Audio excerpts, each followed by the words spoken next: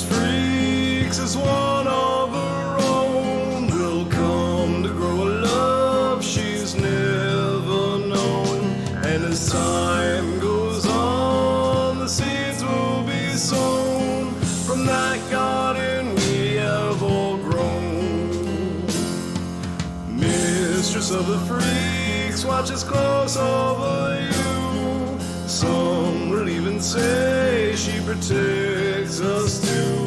The sacrifice she makes so we may all bloom, and still she'll smile to a tune. Darling, you wear your heart on your sleeve. Unbeknownst to me, you'll hold my hand us all safe and warm, even as the beasts swarm, defend us to the grave.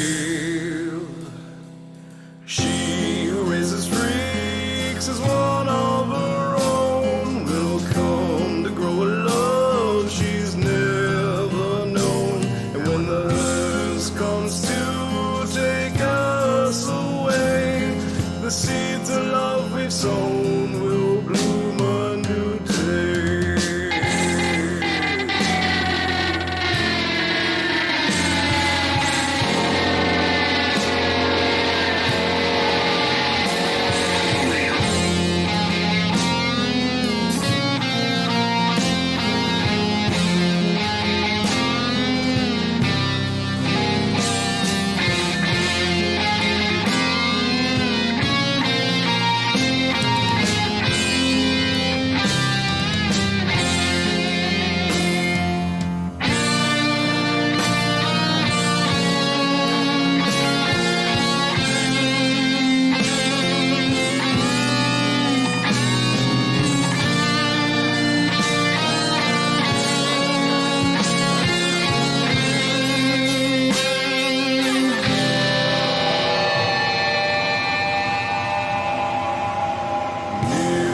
Of the freaks, hold us close, shower us from head to toe in your darkened rays, so we continue to grow and prepare ourselves for the inevitable show.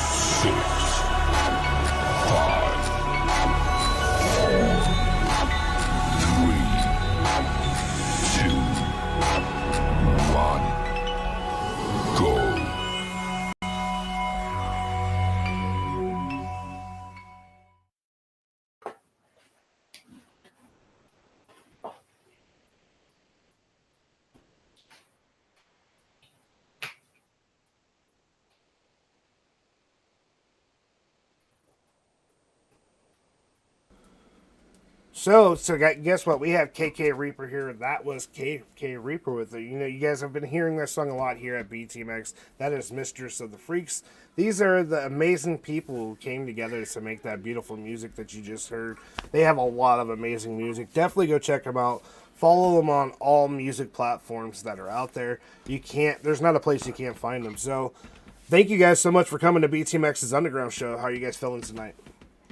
Hello, thank you for having us. Not bad. We're doing just fine. He's doing quite jolly, actually. Absolutely. We're all. It's been a long day. It's been a long day. Indeed. So now we definitely got a lot of people watching. People were able to share out. So if like anytime Thanks for tuning in. you heard it from him. Thank you. Also, we're gonna go. I'm gonna go into some questions in a minute. I'm gonna read some of the comments so you guys, just so in case anybody has any questions for you, they can personally get them out now instead of waiting to announce. Yeah, absolutely. So once again, thank you for that share. So we got MZ, who is another band that we play a lot. He's also one of the sponsors here. He says, "Hey, how are you doing?" He loves your artwork too. He's never said nothing bad about it because I like to play your music, especially that song I'm highly addicted to. So I have a show called Twisted Gardens where I play only artists that have like a great storytelling, calm feeling, but still kicks ass. That song is highly addictive. And you know what? Screw their comments for now. But how the hell did you guys come up with such a great sound? Like, what was the concept into that? The dark abyss they call his noggin. Oh my god. Pretty much. So I mean, specifically for Mistress of the Freaks, it's a really funny thing. We actually mentioned this in a previous interview too. That when I was writing the song originally, he and I were actually in a band called Carnies of Chaos, and we had written that song for the second album from that band. And then when we went our separate ways, and I did the KK Reaper solo thing, and Tic Tac joined on board, and now we have Penny on the keyboards. I had already had the composition pretty much fleshed out, and no lyrics to it because the lyrics that were originally written to it pertained to the other album. And now I had to, I wanted to write something different because it wouldn't make sense on the album that it's currently on. Yeah. Essentially, it basically had free content to add to another song to a new era. Yeah, right. For the most part. So when it came to the lyrical content and all that, I mean, like I always wanted it to be spooky. I love the harpsichord aspect of it, like the whispers and the ghosts sounds that we put throughout. And the old-timey samples from like the 1960s clip that we found that on YouTube. Him and I were just trying to look for something like circus sideshow. We found something was like sideshow 1960 or 1959. Yeah, and this video was about way longer. We just took the intro clip of it, and it was one of those cases where everything just kind of fell into place. Not by our intention, but we just dragged it in while we were recording. We're just like, this works. And that sample at the end, like as creepy as it is, it's literally just it's actually the girl in the context of that video, like the old film that's from, when the guy says this stuff was old fashioned 100 years ago, the girl with him giggles, and that's her giggling and giggling in forward and reverse multiple times. It was forward at the beginning and then reversed several times until the next song kicks in. Yep. But as far as lyrical content went, I really didn't know. We were getting done with a couple of the other singles from the album. We were working on the rest of the album, on the in the background. We had released by that point, I think, like two or three singles. And I was like, I don't know what to make this song about. And originally, like if you look at some of the session files, they're labeled Mistress of the Dark because I had changed the name from Mistress of the Freaks to Mistress of the Dark, and I was going to make it a song about Elvira. And then... But who is Luna? Luna is, if not our Alva. Right, yeah. Luna Reaper, true. who is the mistress in the video, she is like our personal Elvira. Yep. But, so I ended up... It was like a stream of consciousness thing where I was writing the lyrics, and I was like, oh, this all flows really well, and I like it with the 3/4 timing and stuff. And I was like... I wish I could tell you what I was like, where in the subconscious mind that came from, but like Again, I have the dark abyss that is our Lord and Savior's head. But yeah, so it was just like stroke of luck on that one, and we ended up changing it back from Mistress of the Dark to Mistress of the Freaks, and we just rolled with that. And the rest is history. I took the words right out of my mouth. I was gonna say that. But, we actually do. I'm gonna go ahead and read some of the comments. I've been ignoring them, but you know what? Okay. Like when I first met you, I actually met you through like a music sharing group, KK. When I first and you said, come look at my YouTube page, and I heard that song. I'm like, oh motherfucker, thank God. I'm like, you know how many people submit music, and I try to love everyone, but I'm Draxus, but I can't love everyone here on the Underground show. So, I came highly addicted to your music. Like, when we come back, I'm glad. I'm gonna go ahead and let you have time to think about this question. What helped you get to where you were in those lyrics? What emotions were you feeling? What was running through your head? How was the story playing to you? Did you have hard times, and it just helped you relate and get through it, or was these stories just naturally forming as you wrote? I would say I think it's a little bit more broad to say Mistress of the Freaks. If you did you happen to get a chance to check out the album A New Era? Yeah, it was like a whole story.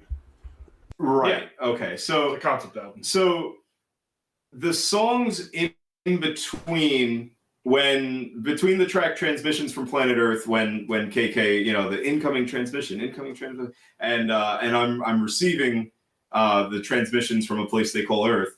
And then between that and the song Engine Failure, where all of a sudden my engines go offline, those songs in between there are the transmissions from Planet Earth.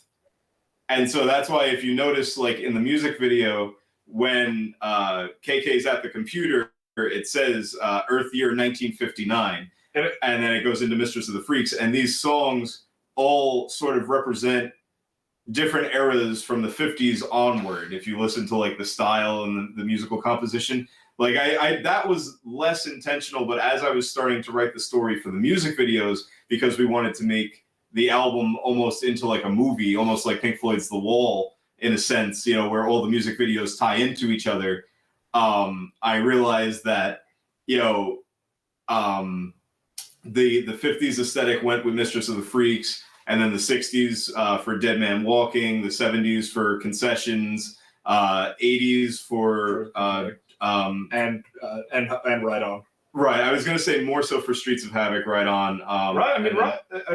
Drones and Cosmetics is a very 80s. Drones and Cosmetics, I think, had captured more because we based it on Skid Row's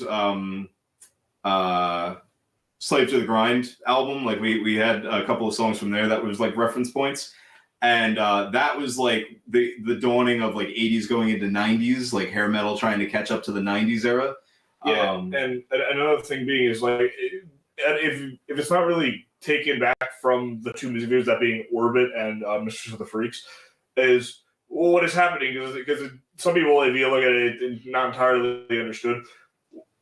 The people that ask, hold on, if KK is watching a transmission, why is he in the transmission? It's supposed to basically imply that he's watching the transmission and imagining himself in there. Essentially. Yeah. So.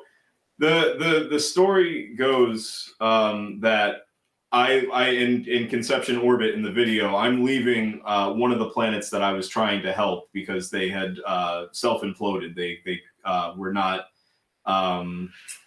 receptive to how to better their planet, and so the planet failed. So I hightail it out of there, and Orbit is talking about how I'm basically adrift in space trying to find a new planet to go to and live on for as long as I can. And if they start going down the same path, the same rabbit hole, I'll try to stop them. So that's where the storyline continues in, and then the transmissions come in, and when they come in from the planet Earth, I'm looking at them, I'm watching, and I'm getting in my head, I'm oh, well, this seems really cool. What if I was there? And so the music videos from that point onward with me in them are me imagining what it would be like to be on this planet. Yeah. So obviously, I crashed down in the album. I eventually crashed down to Earth, and then we introduced the antagonist who is searching after me. And so in that regard, the album is very much just like a sci-fi thriller, like musical in a sense. I like to call it a space metal opera. Right? Yeah, exactly. Speaking of musical, like one of the songs on the album is called "Gravitational Pull," and it's just its composition. I remember when we were first working on it. First word out of both myself and our other engineer's mouth was, "Are you trying to write a musical?" Because it came off so much as like a Broadway, as like something you'd see on Broadway. It really did. When I was listening to Gravitational Pull, it had like that very like just very theatric feel to it. So it definitely gave me like that kind of vibe, and I absolutely love it being a theater kid. So it's just like it made it worth it. And that's what I always like the idea of concept albums, and I always like the idea of theatrical rock and shock rock and all that. So I always even since I started in the music industry, I was always about that, and I was always this character with the face paint and stuff. So when it came to this album, it was a no-brainer to write it that way.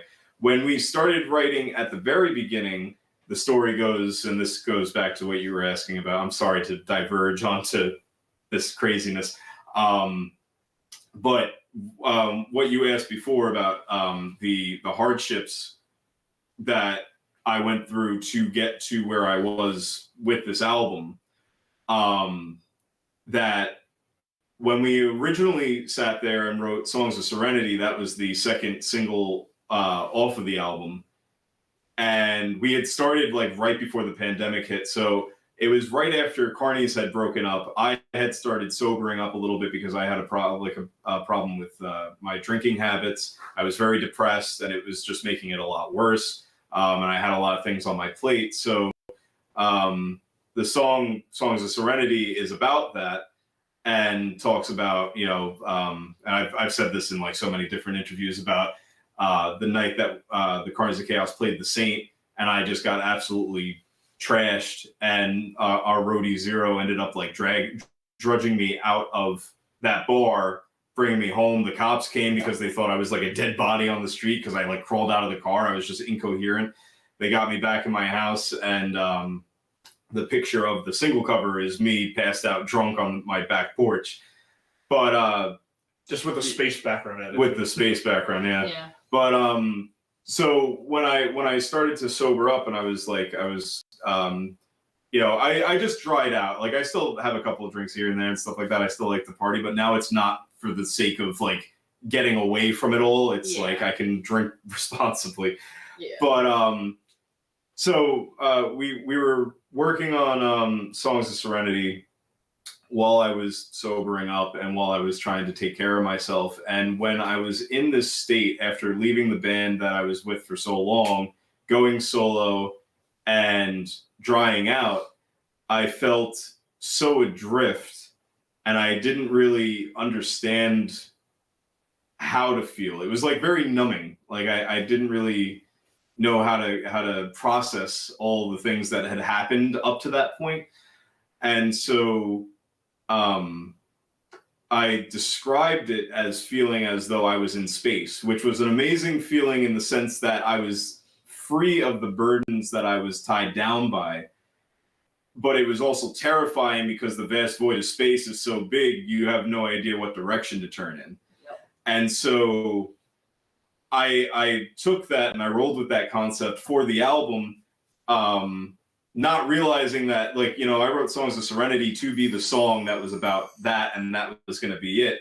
And when I was writing the rest of the album, I just wanted to write it as a theatrical concept album, because I don't like taking myself seriously, and I don't like my work being that serious, as you could tell with like songs like Political Bukkake and stuff like that. Like it makes a point, but it's still fun, and you still have a fun time listening to it. But what I realized towards the end of the album, after we had started Gravitational Pull and all these other tracks, was that the entire album kind of tracks through like the last decade of my life looking back on everything that I did to create the character of KK Reaper, and then all the hardships that I had gone through with alcoholism and my sexuality, like as far as coming out to my family and my friends and things like that, and that coming with its own hardships, coming to terms with it myself, and everything leading up to the point where I was at. It was kind of like a reflection of all of that. And now when I listen to that album, it has like such an unintentional, deeper meaning for me, because on the surface level, it looks like a sci-fi thriller. Like you wouldn't know that, but the songs, especially Gravitational Pull, I Miss My Family and My Friends, I've nothing left to defend, was like I had fucked up so bad by being the drunken idiot that I was, that I had almost lost all these people in my life who thankfully are the ones that are close with me stayed and understood the problems that I had, but and I had nothing left to defend because I felt like I was chained to the problems that I had caused for myself. So definitely that's a very powerful story, especially for anybody out there just suffering, maybe through the same problems you have. Now they can relate to your CD on a whole nother, the whole album on a whole nother level. Right. So, I hope they do. I hope that they look at it that way as a message of, it's in my experience, and I think that's sort of what the album talks about too, on a global scale, talking about how the world tends to seem like it never gets better, and sometimes it gets better and sometimes it gets worse. Like it's always an up and downhill battle. And on a personal level, it's the same thing. Like I still have bad days. I still you have your peaks and your valleys, your yings, your yangs. Right. Like I still have moments where maybe I drink too much, or if I do something dumb, I say something stupid. But it's a reminder to me that like that's not the end all be all of it, unless I choose for it to be. So if I keep pushing on, and that's what KK does. The moment that KK at the end of Gravitational Pull realizes that he's getting pulled into Earth's orbit, he's like, "Oh shit! If I survive, I can keep going. I can keep trying to talk these planets out of destroying themselves or something." So on a personal level, it's the same concept. It's I crash landed from all this craziness that I put myself through, and I am still here in my Santa suit to tell the tale. So we definitely got a lot of questions. We got MZMZ saying, "Welcome to the show. Welcome to the Underground." We got Soul Snatchers. They want to say, "Welcome, y'all. I like your shit. Keep vibing." Thanks. We got Rain. What artists are your influences for making music? We'll get to that in a second. We got they're over. Soul Snatchers are on Twitch too. Passing around your guys' links and ours. Nice. Thanks. The Soul Snatcher says, "Y'all just worry about YouTube and Facebook." Oh, just letting everybody know that YouTube goes down a lot for us. Facebook does, not YouTube. We got, she's telling everybody about it. Then we got Jonah Chase says, "Love you guys." We love you too. We love you too, You got Ripen. If I'm saying your name wrong, I apologize. Says, "Hello, sister. Please check your inbox or message request. I send you something important." I have no idea who he's talking to. So maybe one of you guys? Sister, my inbox. Is that it? He's calling you a sister. I did. There was an email that popped up on my. That sounds like one of those bots. Yeah, that sounds like a bot comment. Yeah. Oh no, that was my Wells Fargo. Never mind. Okay. All right. We got William Finnegan says, "I've never heard of any of your stuff. Anything I should listen to first? What would you choose for your first song?" In my opinion, I'd say, depending on what music you're into, personally, maybe because I have a bit of a bias on it, but I'd say go to the music video and listen to Orbit. Political Bukkake, Josie Cosmetics, a lot of the thing that we pride ourselves on too, and this goes for everything from Carney's even we've attributed it to now, is that between the fact that we genre hop quite often. And more with this album than what will happen in previous subsequent ones. Like, well, you know, we're going backwards. there is a central sound, I think, because that's your voice. Yeah, well, I think that my voice is for better or worse, it stands out.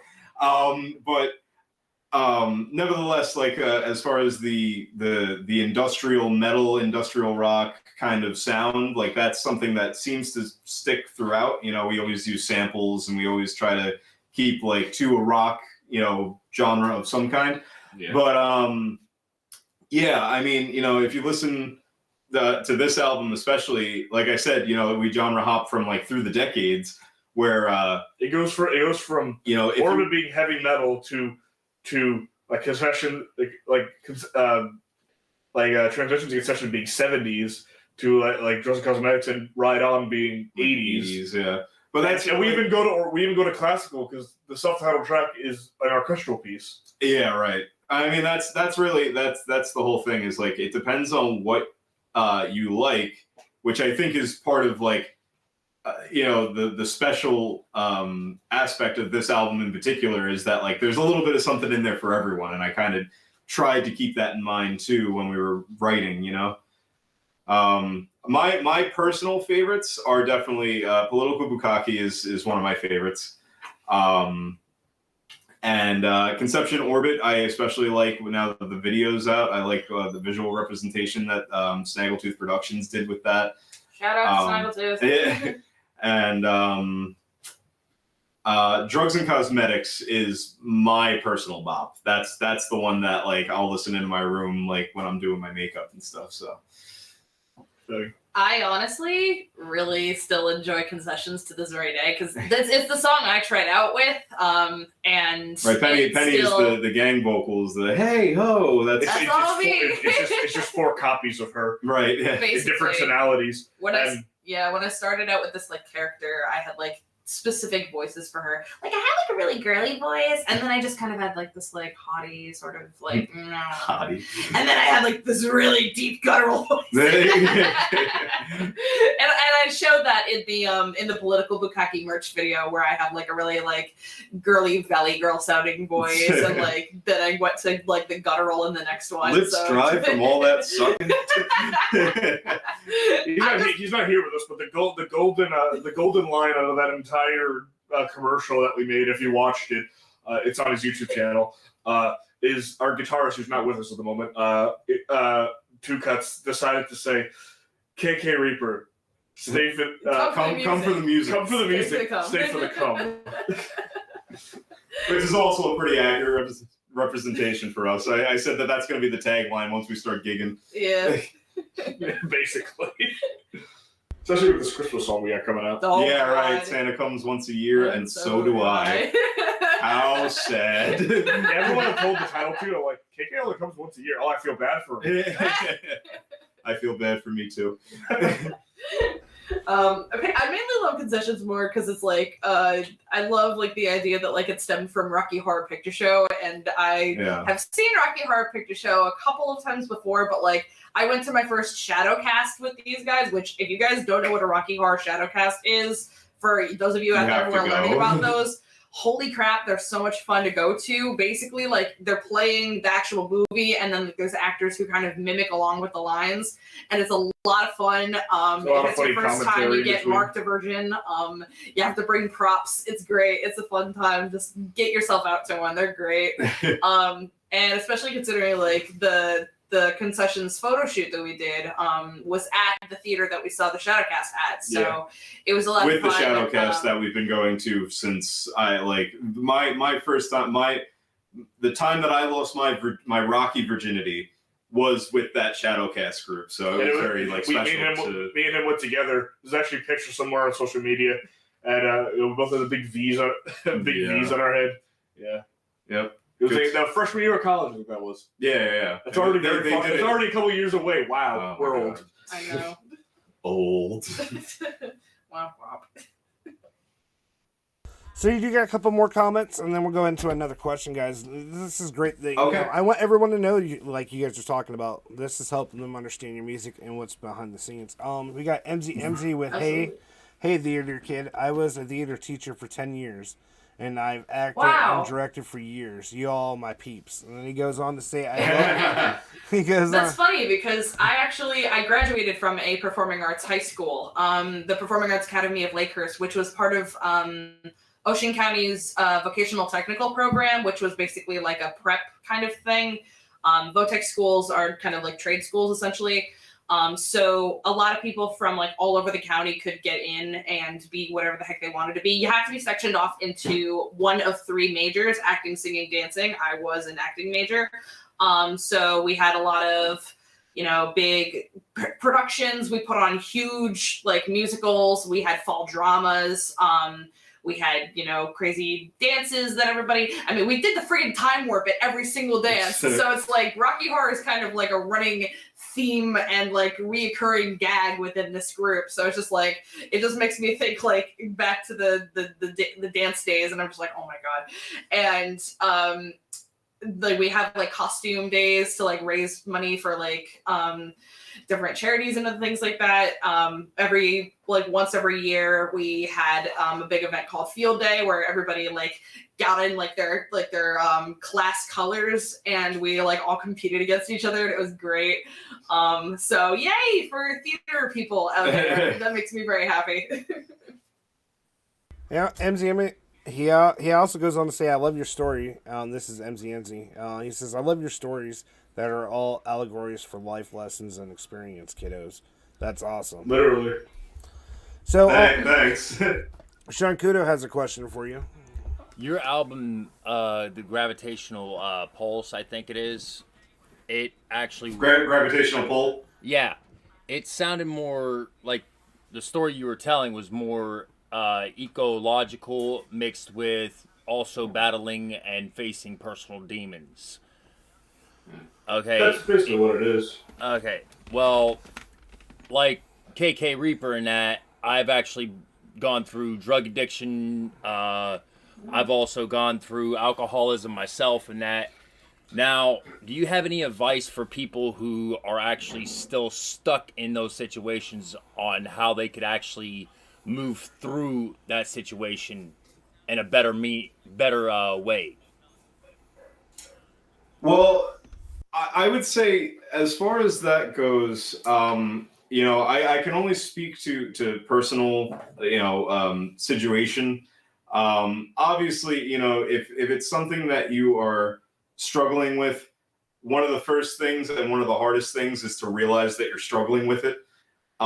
Because oftentimes you think that you're doing this and it doesn't affect anyone, and that especially if you're not like, when I was drinking, I wasn't like a violent guy, and I don't have that in me in general. I'm very much like a pacifist. So I always thought when I was drinking and numbing the pain of not to be so dramatic, but like just existence in general at the time, because everything in my life was going so downhill, that it wasn't affecting anybody.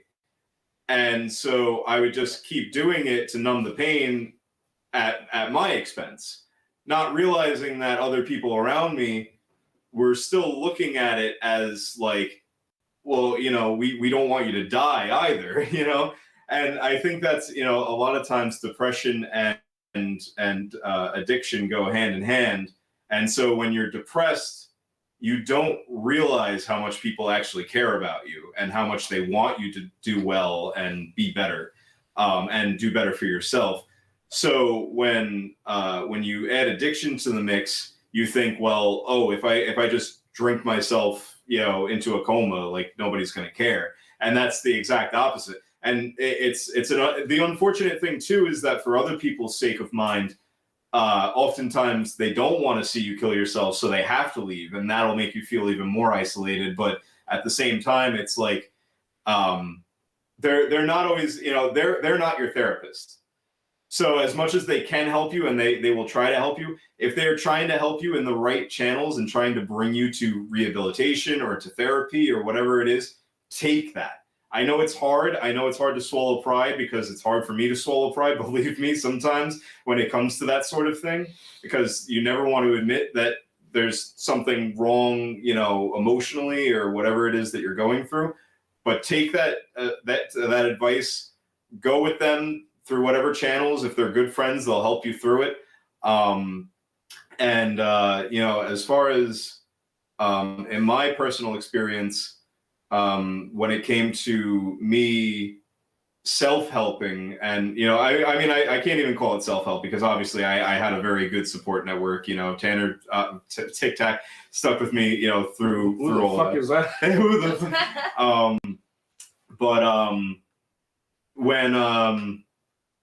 when it came to the point where I was in the picture of Songs of Serenity as the single cover, with me laying flat out on the patio, that after that picture was taken, Zero heaved me up. He put me on the couch, and he was like, "Are you okay?" I was like, I'm fine, you know, just like in a daze. And apparently I crawled my way up to my bathroom, where my mother found my unconscious body sprawled out, hugging the toilet. And she flipped me around, and she had to like spray me in the face with water and stuff to like snap me out of it before she could, like, you know, throw me in my bed.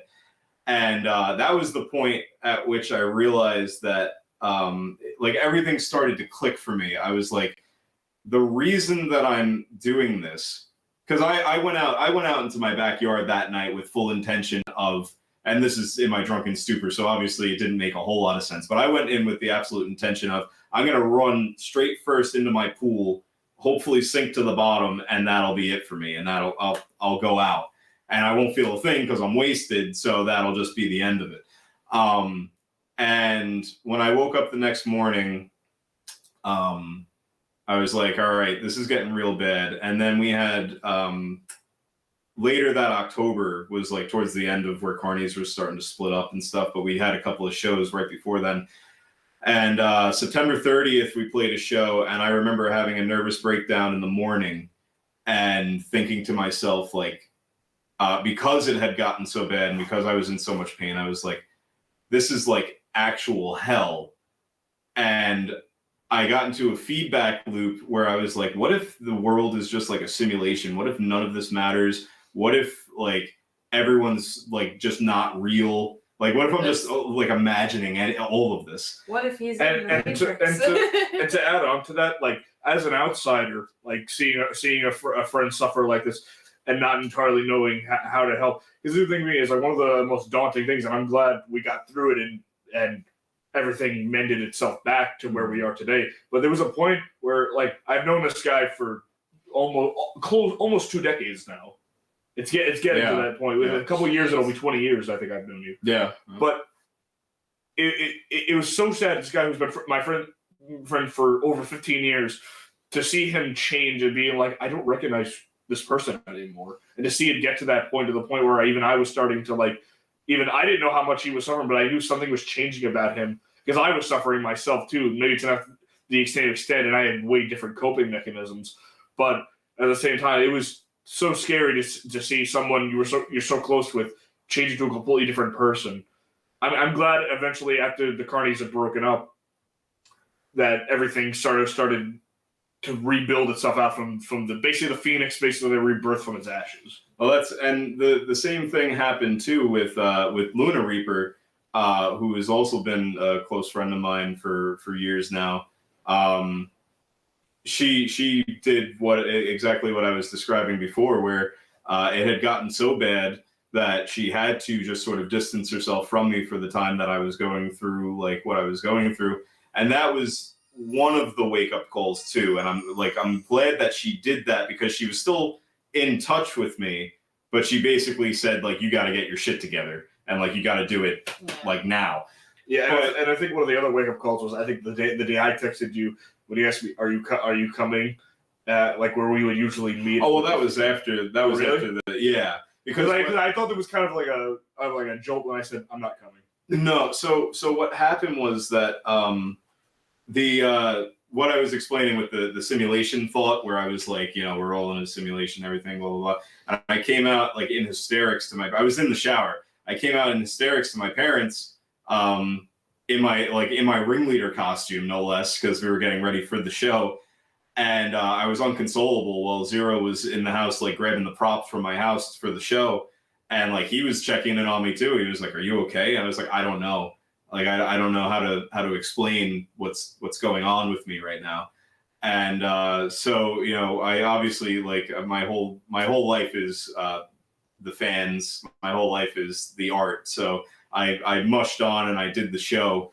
And then after that same week, I had a party to advertise the shows for October, and I had all the fans from the Carnies come to the house, and they destroyed my house. And the thing being is it's actually a quote from him was the problem is they knew KK the character, not KK the person. Right, and that was an issue. I think another part of that too was that I didn't know the difference between who KK was and who, you know, the human that plays him is. Yeah. And so when I was doing all this, and especially for the first time like on stage and like having fans and like having people that were interested in this stuff, I was so engrossed with that lifestyle that when I threw the party, I had assumed that all these people were like my friends.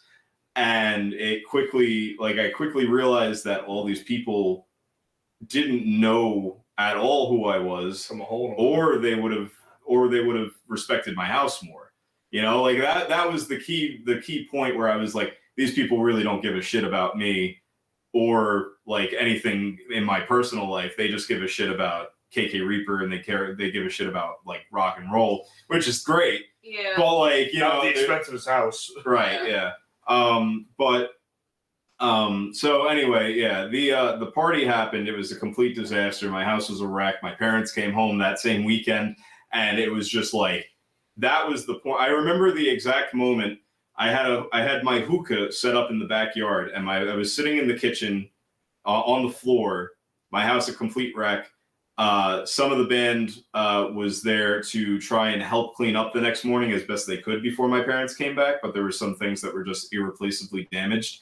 And I remember somebody was outside cleaning in the back, and my hookah was outside, and I remember hearing the glass shatter because it had accidentally fallen off of its stem.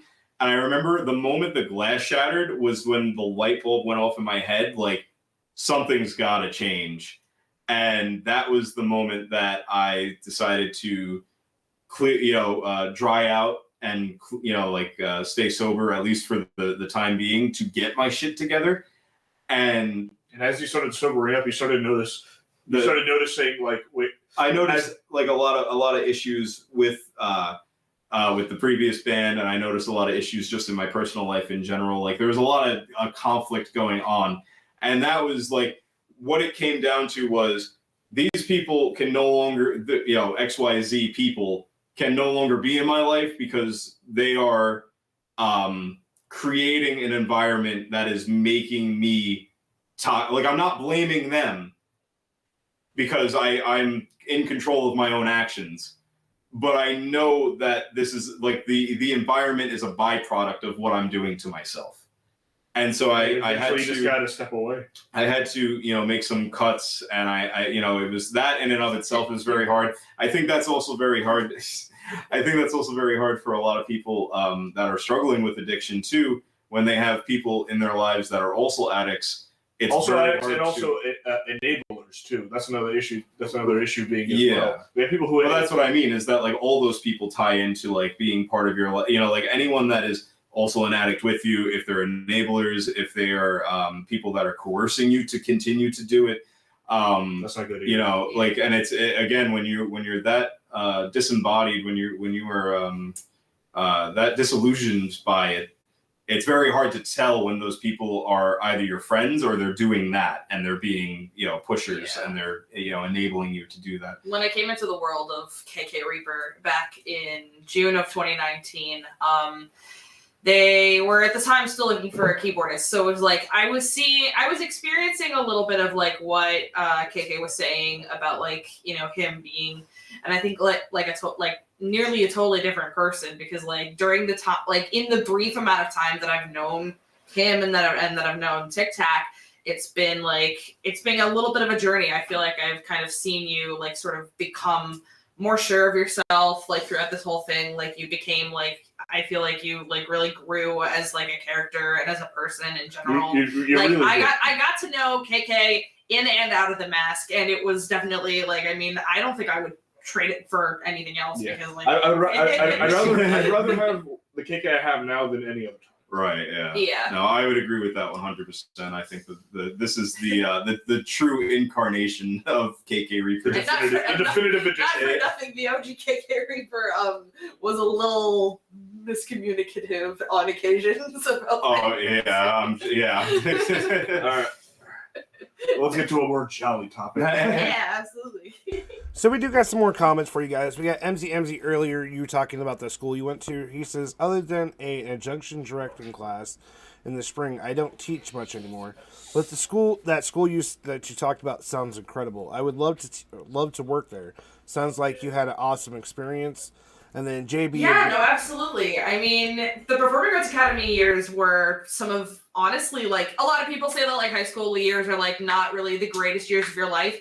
I don't feel the same way, because I had some of my best friends, like, I mean, my best friend of, like, since second grade ended up in the school with me. Granted, she ended up as a vocal major, but we were still always hanging out together. We still bonded with, like, my entire class, like, the entire class of 2014 was when I graduated.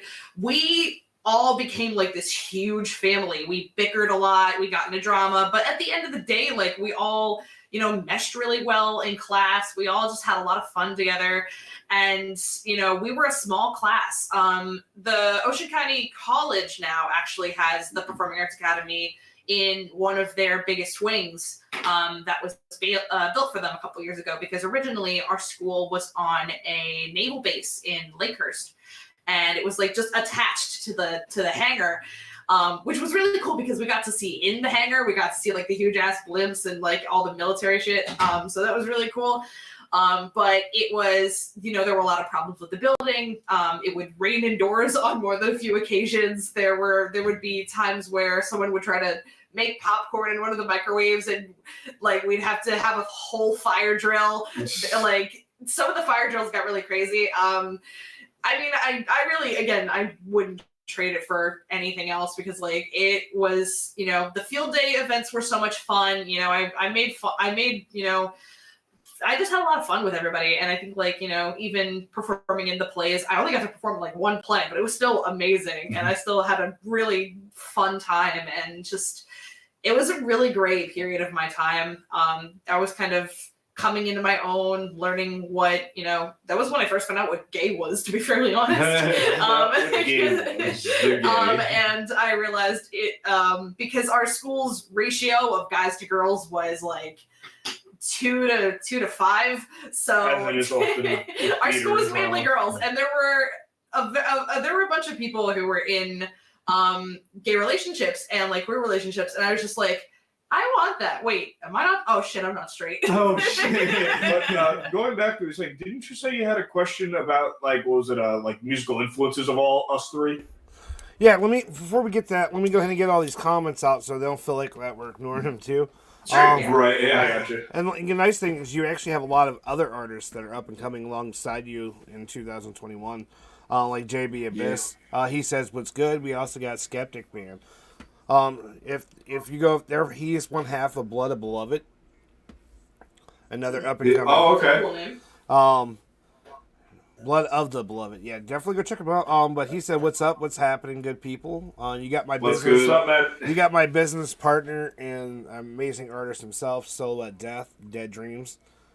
I think you would like his music too, especially since you guys almost have like the same type of vibe. because Right. Dead does like he has to count himself as was experimental because he never stays in one genre. So he's like, Oh, okay, nice. Well, that's what we finally are trying out a drummer next week. So we are hoping to be able to start gigging somewhere in the near future. Hopefully, the new era tour will begin sooner than later. Yeah, like sometime, probably in early 2022. But we're always looking for acts to play with that match our style. So that way, it's not like we used to have a couple of shows in previous the year that we were with Carnies that we played with a lot of bands that didn't necessarily match the whole aesthetic. So it made it kind of weird, like when you had 4 bands that were all so vastly different from each other, and then you'd have their fan base come in and then they'd leave as soon as you were going up on stage. So it's much better when you're playing with bands that actually have a like-minded fan base and will actually check you out, and the people that like the same kind of shit, it matches the bill. One of the bands that I ended up seeing while I was kind of the outsider looking in on Carnies of Chaos stuff, because this was before I was supposed to join as a keyboardist for that, but then it inevitably fell apart. But I saw a band called the Mary Lou's, and they were a lot of fun. They're they call themselves a spookulele kind of band, and I was just like, that seems about right, because the lead singer has a ukulele, they play rock music, and I honestly love that, and I think it's just a lot of fun. You read my mind because like I said, we played 2 shows with them. Our second show we ever did, we played with them, and it was a showcase show at the Brighton Bar. Rest in peace. Hey. And another show we actually planned with them at Roxy and Duke's. And that show was still a lot of fun, regardless of it was a lot of fun, even regardless of what roadblocks we hit during that. Mm-hmm.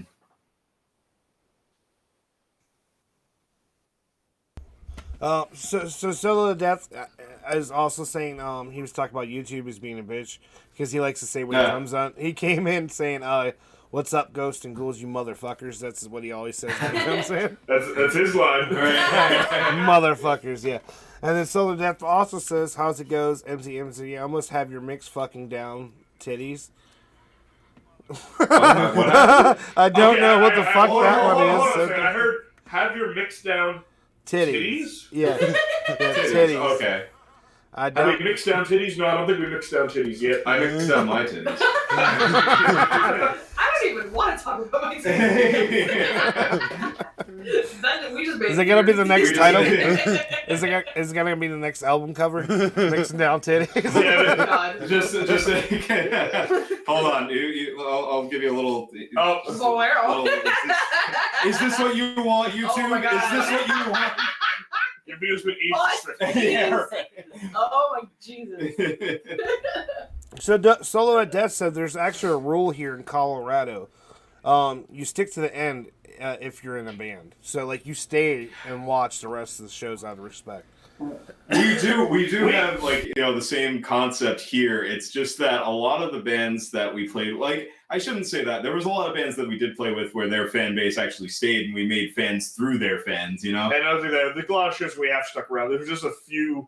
There was very few and far between that we had to leave right after. Oh, he's talking about the fan bases, not in specific, but that too. The band should also stay. Yeah. If you're opening for somebody, you always stay for the other openers and the headliner. But we would do that pretty much consistently, except for the few handful of times where we had to leave, if there was something going on afterwards. But more often than not, we stayed by. And sometimes, it's really unfortunate that it would start out with a decent crowd, and then by the end of the night, it was just us as a band, watching this show. And I was the last show at Roxy and Duke's was literally just the band. That was actually more people at that one than at the very last show the Carnies ever did. The last show the Carnies ever did was at the Debonair Music Hall. We played to, I think, one person. Yeah, we made the mistake. What a way to go out. We made the mistake of lining up way too many shows all in the same area at once in that last hurrah for the Carnies. So that was also our bad. But yeah, nevertheless, that is a go-to rule. I mean, as long as I've been in the industry, that's what everyone says, and I try to stay by that. But there are a lot of bands that I played with that didn't, and a lot of their fan bases that didn't. So, you know, that does kind of suck.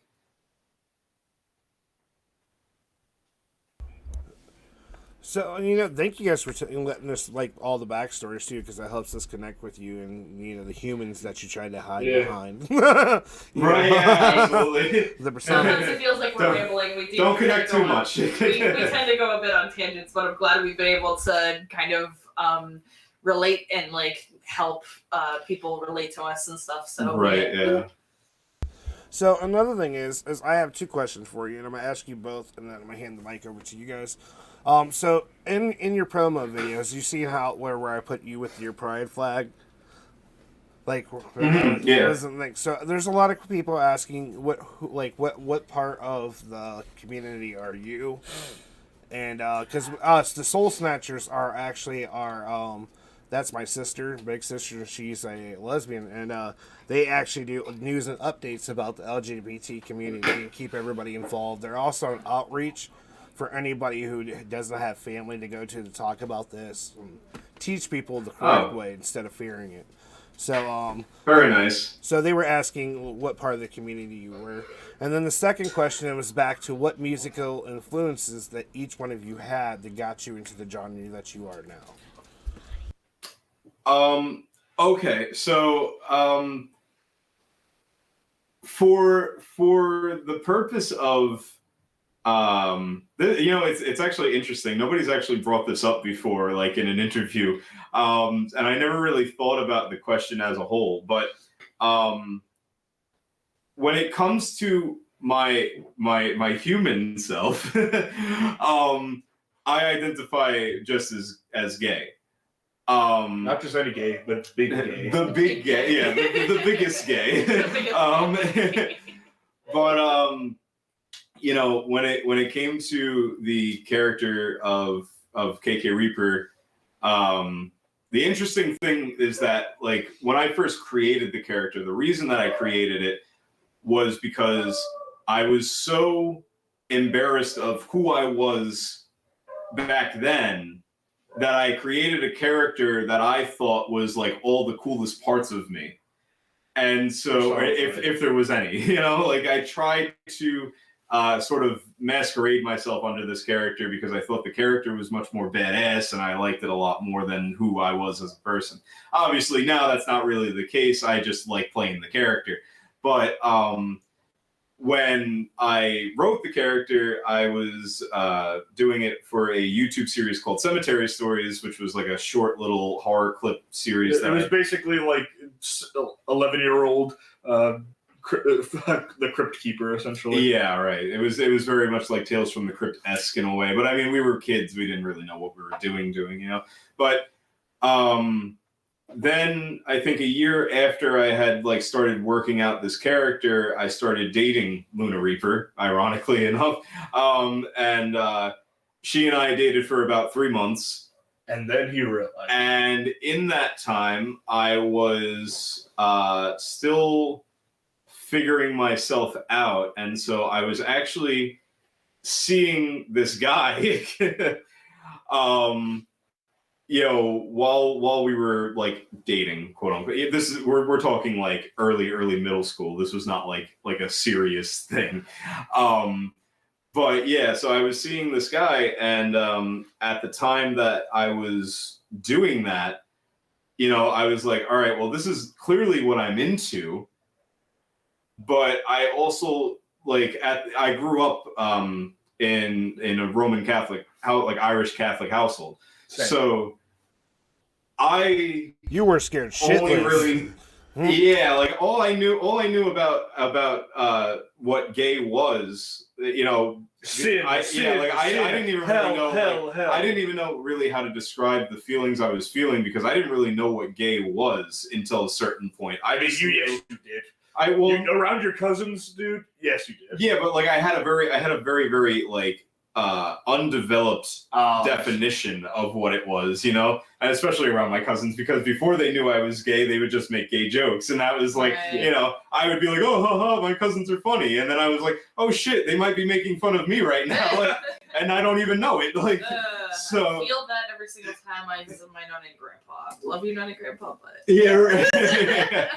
Well, that's what thankfully now all my family has been very accepting. But back then, before I knew, all I knew was if you felt this way, you were going to hell. And so I was like, well, that sucks. I don't want to do that. So I'm going to date these girls and see if I can just like be straight and be like normal. And that's the thing is I've heard the age-old ignorant comment said to him, why don't you just choose to be straight?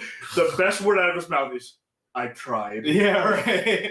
I was like, and that's anyone out there that says, why don't you just choose to be? It's like, well, that's not really a choice. Like I'm just like, well, he tried. We have proof that you could try. And people when they came forward with that, I always said like, I always said, why would I choose the harder lifestyle to live in a society where that's like frowned upon? Yeah, exactly. You know, like obviously now it's different times with, and I mean, we still have, problems with homophobia and just prejudice in general, but like back then it was definitely a lot, as the further back you go, the worse it gets. We made good progress, but we still have a long ways to go. Right. So when it came to that, I was like, why would I want to like feel as if my sexual preference is going to get me beaten up on any given day? Like, why, if I could choose to be straight, why wouldn't I choose that?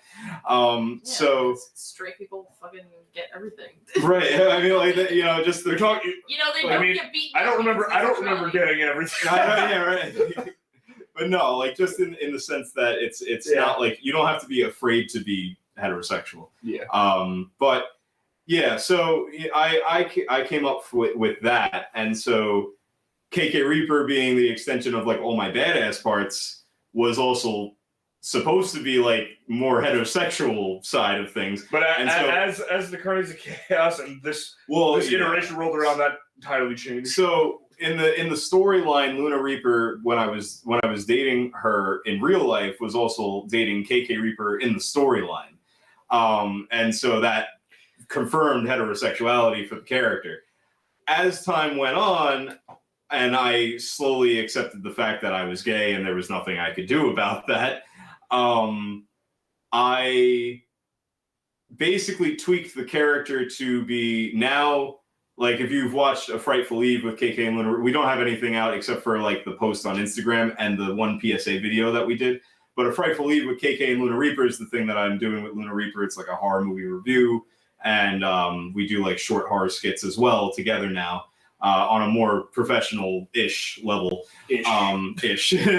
But so for canon's sake, we decided to make Luna Reaper my sister, because in real life she is basically like my sister. So if you combine the storylines together, it's basically incest. No. I knew that was where you were going with that. I was about to say that. That's a red flag. Separated timelines, alternate realities, multiverses, etc., etc. The Reaperverse. But yeah, so for KK Reaper, I always wanted to make him like, obviously, if I'm gay, like KK Reaper is gonna be pretty gay. Yeah. But I do like the idea that like KK Reaper is just sort of this sexual icon that just loves everybody. Yeah. Like I go out on stage, like when we were doing the Carney stuff, and we would do like the song, I don't know if you heard any of the Carney stuff, but we had a song, Banging in the Lord's Backyard, that was a big hit with the audience. And that was one of our favorites. Yeah, that was one of our favorites. Okay, yeah. So for live shows, more often than not, I would come out in fishnet stockings with silk underwear, and I would do that song, and I would bless myself with the condoms, and I'd throw them out into the audience and stuff.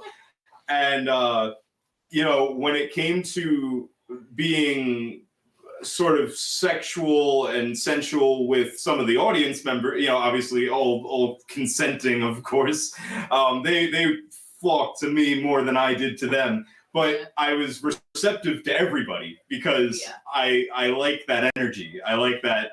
Essentially, KK Reaper is the physical embodiment of sex. Right. I always had like a sort of like a pansexual vibe about the character of KK Reaper. I feel like that kind of ties into it. Yeah, I myself am pansexual, so he's very attracted to Pan. So.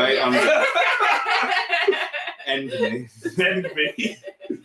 I myself am pansexual, so it's definitely. I didn't really discover what that term was until after high school. Ironic enough, because for the longest time I thought I was bi. I guess technically, I mean, there's this whole discussion about bi and pan. They're very the same thing, but like they fall into different umbrellas of like attracted to gender and retracted regardless of gender. Yeah, I feel like to be bisexual by definition, I feel like has to imply, because bi, the prefix bi meaning two, has to mean like male or female, or somewhere in the spectrum of male and female. Yeah. Whereas pansexual is more inclusive of, it like you said, it's more based on a personality than it is anything. Pretty in your much, pants. yeah. And this is probably like a dumb thing because like it became kind of a dumb problematic thing over the years, but like a lot of pansexual people would be like hearts instead of parts, and that kind of made a lot of sense to me. I think it's just it's a preference on labels at this point, and you are what you are. Yeah. I discovered that I was non-binary a couple years ago, back in June of 2019, when I marched in the Coney Island Mermaid Parade for the first time and saw myself in a binder and male drag, and I was like, maybe I like this. Maybe I feel kind of good about this. So I thought I thought it was gender fluid, but it mainly more feels like non-binary to me, because like non-binary. There will be a lot of gender fluid. Yeah, non-binary kind of sits in like the What the fuck? I better get. I didn't know I needed a tarp for this wet work, man. Yeah, right. I thought even my joke. I think it's a Family Guy joke. Yeah. So- non-binary kind of so more if you sits wanna in, like, see- the whole idea of like non-conforming sort of thing, where like gender fluidity kind of feel more masculine one day, feel more feminine. I feel that very feminine a lot of times, but like I most of the time kind of don't fit into the. What did you do? You had to go fucking with the light. Oh my god. I'm sorry. It's okay. So I lean more into the I'm feminine, but I still don't try to conform to like what normal standards of feminine is. I try to, I feel good on some days where maybe I might feel more masculine, but like I don't really have that. Some people who are non-binary kind of maybe end up, or they're both non-binary and trans. It's a lot. And 2021 is like a big year of like discovering who you are as a person, and I feel like it definitely I feel like a lot of people are kind of finding out new things about themselves every day, and exploring your gender identity is like never like a huge issue. I think like if you realize something about yourself, or maybe you go back on something, me changing my idea from me being gender fluid to me being non-binary, it fit more. You do what fits for your own sake. You don't have to conform to standards. You can feel however you want to feel. You can go through, transitions if you want to. You can, go through, being on testosterone or being on estrogen, or you can stop it. You do what makes you feel comfortable, and as long as you're content in it, then that's the best. That's what it's like. As long as you're not hurting anybody, be who you are. Yeah. But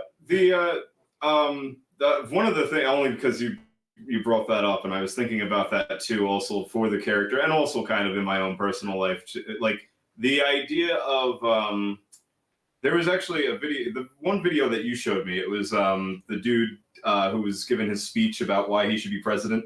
Amazing TJ Kirk. Yeah, Amazing Atheist. Amazing Atheist. And he was talking about it, and he was saying like who he was. Like, what he said? What exactly? I remember what he said. He's like.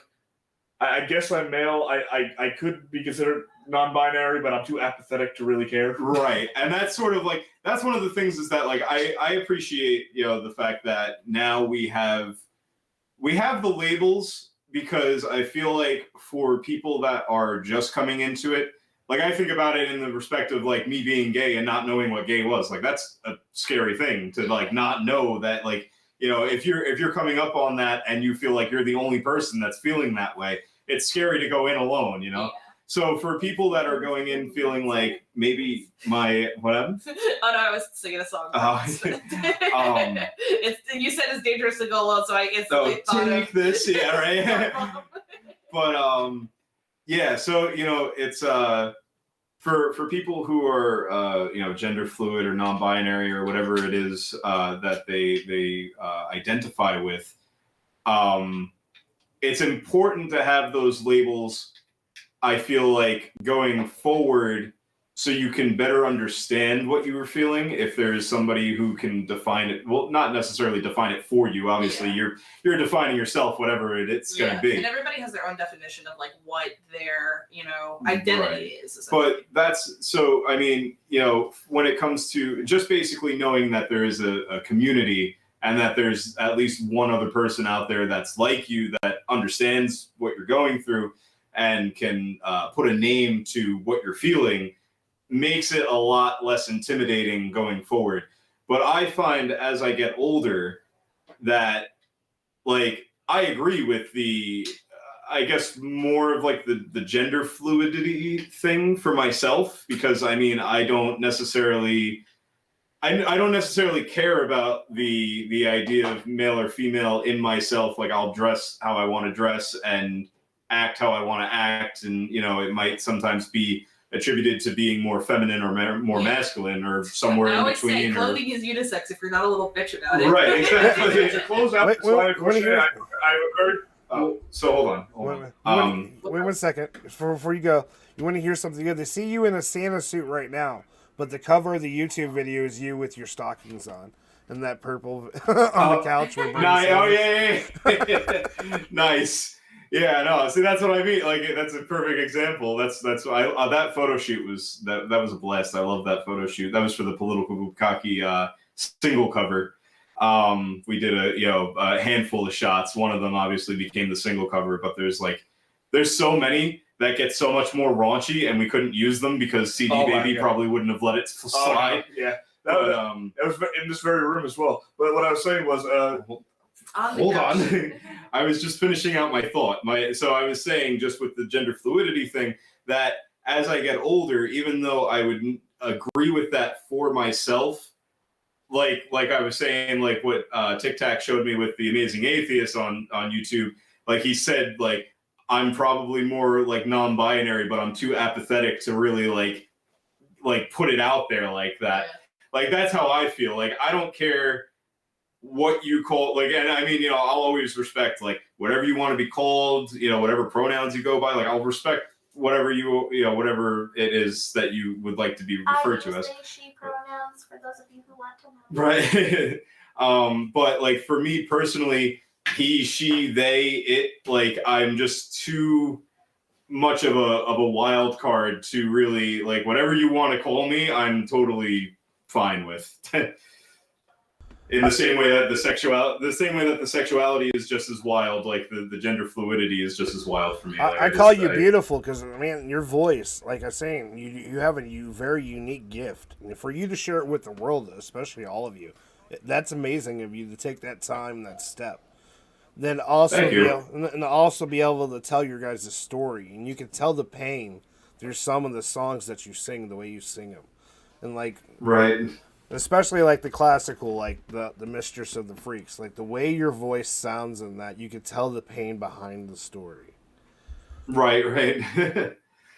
Well, that's I think that the one that captures that the most, the one vocal part that captures that the most is on Songs of Serenity. I know. Yeah.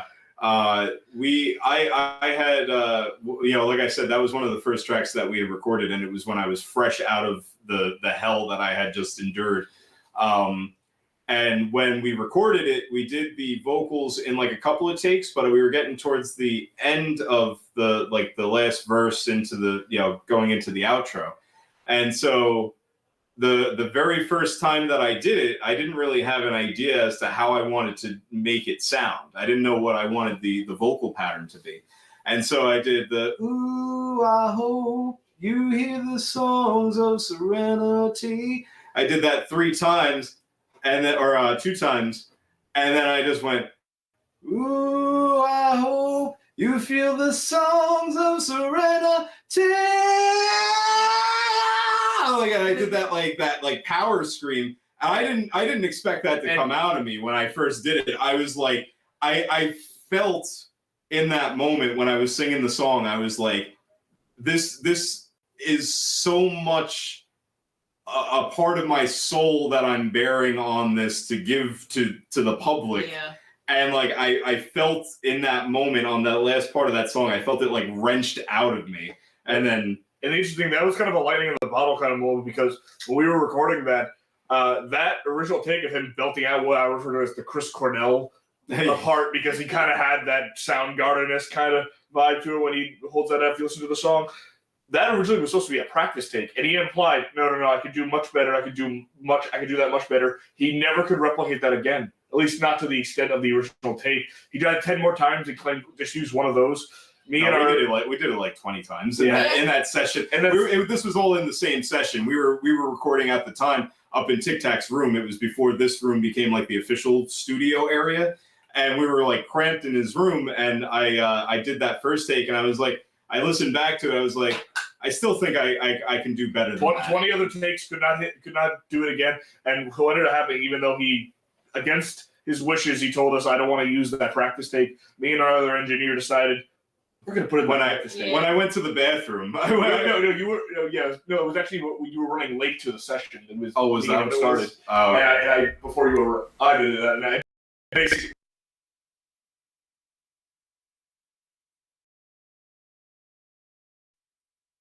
what ended up happening was, and he was like, you guys were right. Yeah, right. I had to hear it like in its full glory once it was like more mixed with the rest of the song, and then at that point I was just like, all right, like if you guys dig it, then I'll be satisfied with that. And then when we finally got to like the complete end of that entire song, I was like, yeah, that's good. That has like that soul.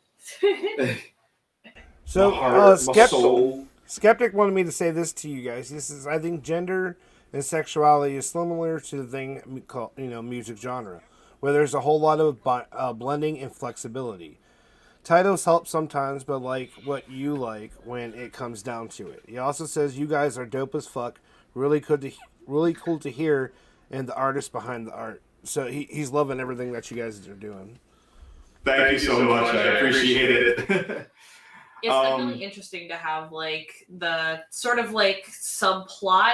I guess in a way, like it is kind of subplot, but it's kind of like an underlying theme of gender and sexuality. And I definitely like the idea of like just better representation in music and and movies and media of any kind is great. Being LGBTQ in this band is. I mean, it's not, it's a theme for us because there are, we have two mostly, I say mostly, we have one like very gay person. We have a very all over the place pansexual. We have a couple straight people. Our merch girl Britt is also pan, I believe. And is Hannah, or am I wrong? No, I don't think, yeah. She's gay for me, though. She's gay for me. But yeah, I mean, that was another thing, too, that I felt was very special about, and whether or not, this takes off for us, I hope it does. I would love to be able to make I hope it will. I think it will. I would love to make a full career out of being a musician, as would the rest of the band, I'm sure, Oh, yeah. And I think more than anything else, the special thing is that it brings a lot of people together. And even Carney's was something that I noticed, did that very well, where, we had people who were not metalheads, who were not rockers, who were not punks, who, would probably rather listen to like the top 40 station than like the stuff that we play. But they came because they felt like they were part of a community and that they had like a home with us whenever we did a show. Yeah. And we prided ourselves on doing that, and we continue to pride ourselves. I continue to Well, find myself. that was your whole shtick as like the ringleader back in the Carnies, because like that was like the idea of, you know, you're welcoming these people in because they're nobody's completely perfect, nobody's completely like, you know, porcelain doll. We've all got, you know, cracks in us. We've all got, you know, a freak we kind of want to let out on most occasions, I would say. So at the very least, like, you were inviting people to let their freak flags fly, be themselves, and in just more ways have than a one. great time. And that's really what it all comes down to. It's just having a great time and being yourself, no matter who cares or who gives a fuck. When it came to that stuff, you know, I was it was cool to me because there was finally like, I feel like for me growing up, one of my biggest influences, funny enough, because it was a pop artist, was Lady Gaga. And not so, I mean, I love the music. I think she's a very talented musician, and I love her stuff on, you know, on a personal level. But more than that, when I was growing up and I wanted to paint my nails and I wanted to shave designs into the side of my head and I wanted to wear lace and all these other things, because I liked it and it just resonated with me before I even saw anything that would have influenced that idea in me. You know, when I would just go shopping, you know, wherever, if we were at the mall or something like that, even if I was like with my mom shopping, I'd see the dresses. I was like, the women have a better section than I do. I want their shit, you know? And so, you know, when I wanted to do all that stuff, and the first thing, of course, my parents were like, absolutely not. Like, we won't tolerate that because people think you're weird. And, you know, obviously they've come to terms with it now. I don't think they really have much of a choice. They didn't think you were weird then? What happened? They didn't think you were weird then already? Well, yeah, I mean, they thought I was weird. They didn't want me to be weirder. So, you know, Lady Gaga was a big representation for that for me, because she was the first person, I feel like, out of that time period that was coming forward and doing things that the industry was deeming not like the norm for the industry. Like she goes on to talk about that in other interviews too, where she talks about how the industry wanted her to be just another like sex icon. They wanted her to be sexy and dress in these skimpy outfits. And she said, all right, if I have to do that, I'm going to make it weird. And so she went and did that. And so that was like such a big inspiration for me. And, you know, I used to go in the mornings in high school, and my mom would drop me off. I'd sit in the lobby before class and I would take a Sharpie and I'd color my nails black just to spite her. And then at the end of the day, I would sit at the lobby again and I'd wipe it off with nail polish remover, put the nail polish remover back in my bag and walk off like nothing happened. Just because, like, you know, that was my thing. Like, I wanted that and I wasn't allowed to have it. And I felt like that was my fashion. That was my identity, you know? And so for me, the special thing is that when people come to me and they're nervous and they feel like they don't have a place in society and they feel like they are ostracized for whatever they are or how they look or how they dress, I feel like me going up on stage and saying, hey, I'm covered in face paint with color contacts, pouring fake blood all over myself, swinging baby dolls on nooses and ramming chainsaws through people in fishnet stockings and throwing condoms, blessing myself with them. Like, if I can do this, you could do whatever the hell you want out in the street, and you have absolutely every right to do so. Like I had said before, is if you're not hurting anybody, be who you want to be. Right, exactly.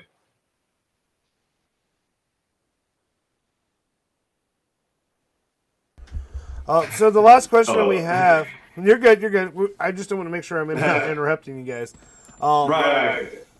Let's see. We have another comment. The meat suit. He was laughing about that because Lady Gaga. So So the last question I want to ask you guys for tonight, before I go ahead and let you guys go, is would you guys ever collab with artists outside your genre, and how would they get about like getting a hold of you if you guys wanted to ever do collabs with other artists? Honestly, if you ever want to work with us, we are very open to the idea of it. Obviously, for me, it's not so much the genre as it is, do you have the chemistry. Right. Yeah. Like if it's somebody who I feel like he's coming to me, and not to say that I'm any hot shit, you know, like we're fairly new too, you know, like we're still coming about, and but you know, we had a decent fan base coming out of the Carnies, going into the solo stuff for KK Reaper, so there's still something there, and we worked hard for that.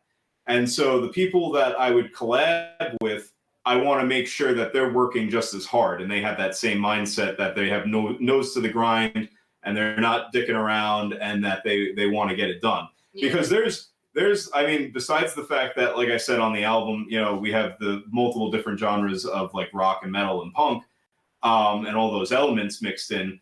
We also had tracks like Wasteland on the album, which has trap beats behind it, which sort of incorporates, you know, my world with the trap and R&B world. I feel like I think you mean hip hop or hip hop, right? Yeah, sorry, not R&B. And the hip hop world where it has the open door to intersect with each other. You know what I mean? Like I would love nothing more than for a rapper who is a very, you know, like and I when I use the word skilled, what I mean is I don't want somebody like the Island Boys coming up to me and being like, yo, let me freestyle over this, and they're drunk as fuck all over the mic, you know, spitting absolutely basically nothing. Recorded on Which I will say now, couple people I know who are great at that: Chris Rockwell, Will Smith, Chill Smith, I mean, because he goes by Chill Smith,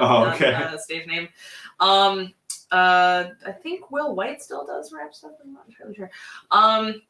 And Nick Nubbs. They're all really great. And another artist that we had basically we plan to collab with. I don't know what the progress on it is now, but the guy who actually used to be the original recording drummer for the Carnies of Chaos, he's an EDM artist that goes by the name of ADH Dre. His actual name is Andre, and he was planning on doing EDM remixes of some of the songs from A New Era. We're not sure what the progress on those is, but if those do end up coming out, that's going to introduce this band's music into a whole different slew of people. And that's, you know, that's the world that we live in now, is that, you know, this sort of genre, as much as there is a following for it, is still an underground genre by the standards of, you know, so it's interesting when you have people that are willing to come in and take that and put their own spin on it and bring it to the limelight with a hip hop twist or a rap twist, whatever it may be, EDM, and we're open to all of it. I especially, because I'm a lover of music. I love all kinds of music, but I want to know that whoever is going to come forward with a collaboration, they have to have their nose to the grind. They got to be good, not in the sense that like they can't practice and get better, but like, I don't want somebody who's going to come through thinking that they're hot shit and they put no effort forward. Yeah. You know? No. And they have to have the chemistry that I know that like it's somebody who I would somebody who I would trust to befriend on a personal level, for the sake of knowing that I'm not associating with a scumbag. Yeah, you know, you have to be able to mesh well both in and out of the studio, essentially. Yeah. Which I definitely do with Chris Rockwell. He's fantastic. Every last Tuesday of the month, he hosts these open mic nights. He's been hosting open mic nights for like the past like a little over like 5 years now, and he is absolutely fantastic with what he does. He like brings like a whole bunch of like, and I like never really, and personally like in the local scene, I have not gone to like a whole lot of like R&B, hip hop, rap, you know, themed, you know, genres of shows. But I saw Switch Mob for the first time like last year before the pandemic, I think. And they were such a fun band to watch. Like it was so much fun. Like I loved their chemistry. I loved like the way that like Chris put like the whole show together. Like just having like it was just a ton of fun. Yeah. But So- yeah, I mean, that's we're totally open to anything. Like I said, as long as they are. The only reason I say that too is because it comes to mind too that in the case of like, I know this is coming back to the Lady Gaga thing, of course, but the song "Do What You Want with My Body," she had previously done with R. Kelly.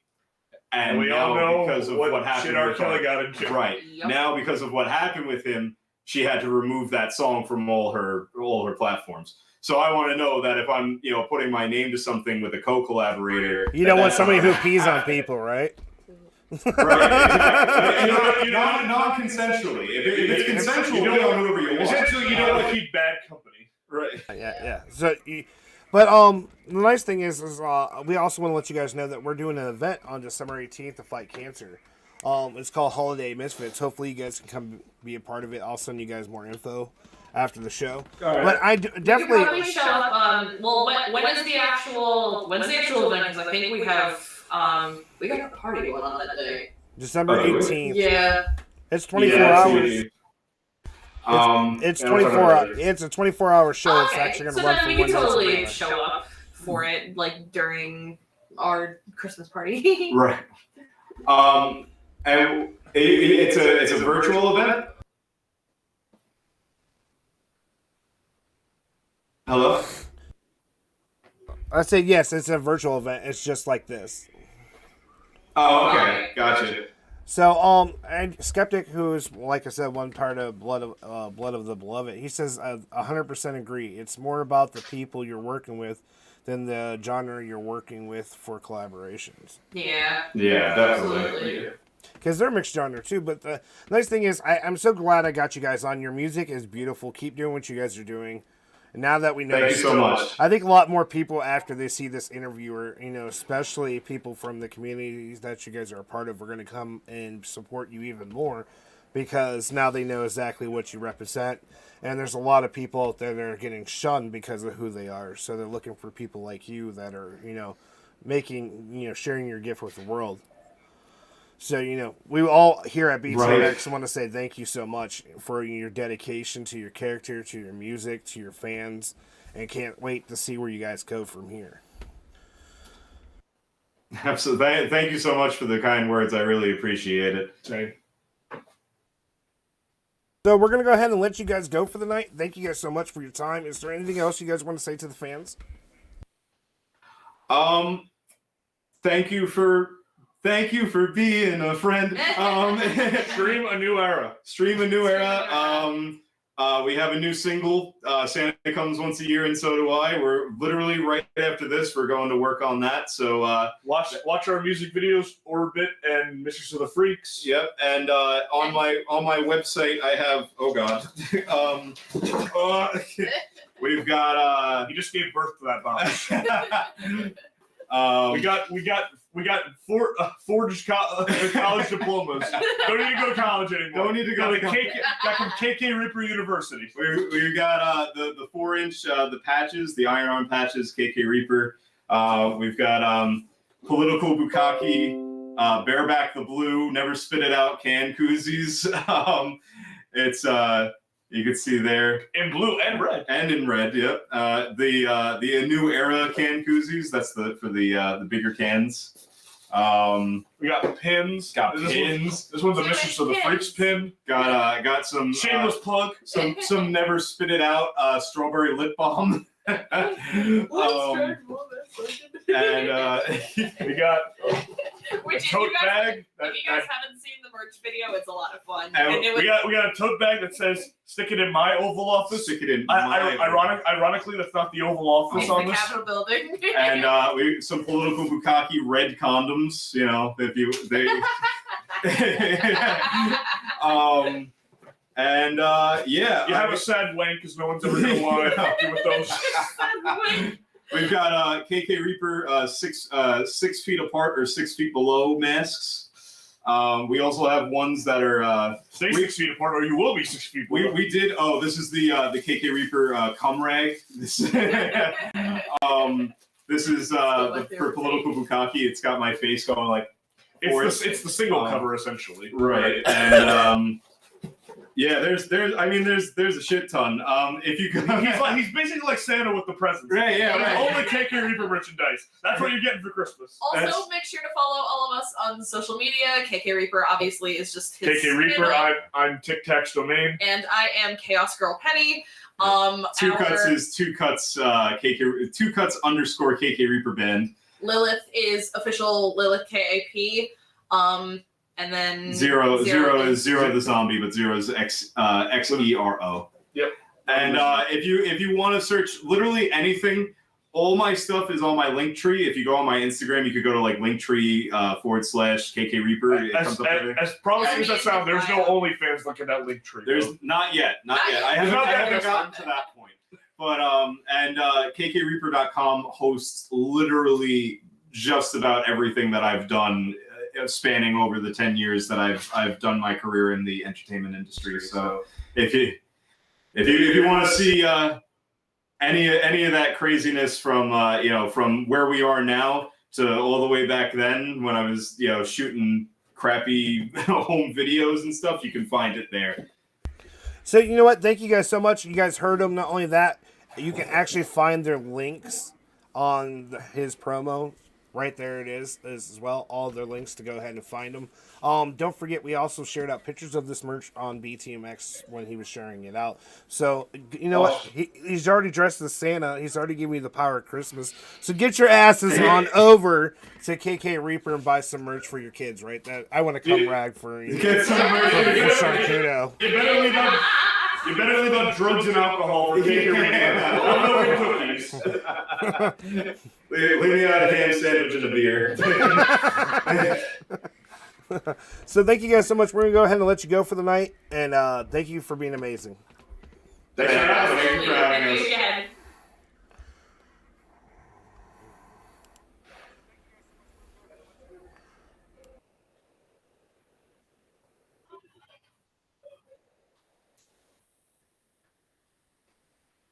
Absolutely. Yeah, and this was a lot of fun. Yes, thank you. Bye-bye. Bye. Oh. We're not done. We're going to be back with me and Shawnkudoe in just a few seconds, but let's go ahead and get you straight into a music video, right? This is why you're here. This is what you've been waiting for. Also, you want to go ahead and check out KK Reaper for yourself. He's on every music platform out there. So let's go ahead and get you backed up and hyped with Hydra and their song, The Beast.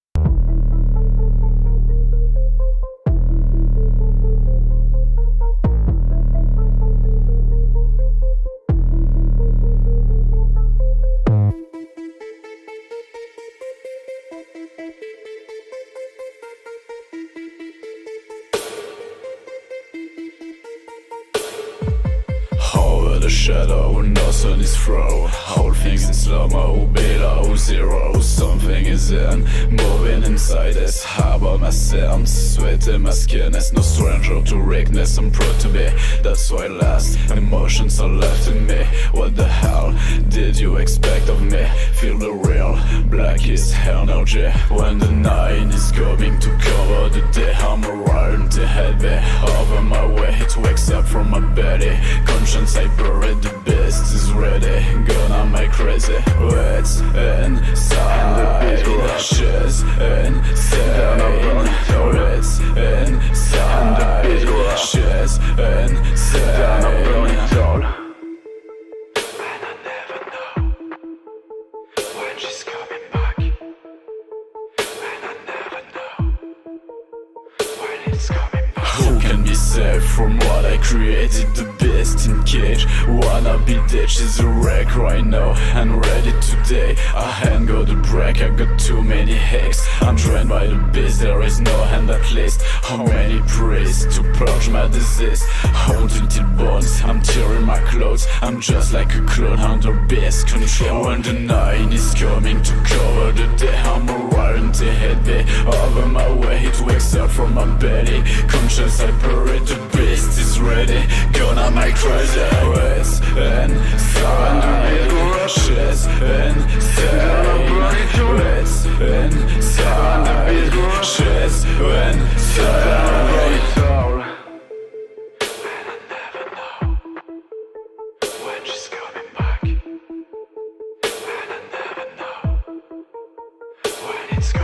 Look, I'm down, hands on my front like remaining human. Part is gone, leaving myself a transfer if you ask for. Face myself to the broken mirror. It's time to hide, cause I got the devil and I feel fly, I'm feel high, I'm feel dry when you cry. 7 sins you made, no B-Texas. Idols rebirth from his cold ash. When the night is coming to cover the day, I'm arriving to head me over my way. It wakes up from my belly, conscience I buried. The beast is ready, gonna make crazy.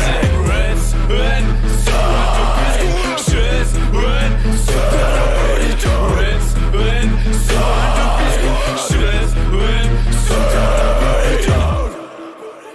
And I never know when she's coming back.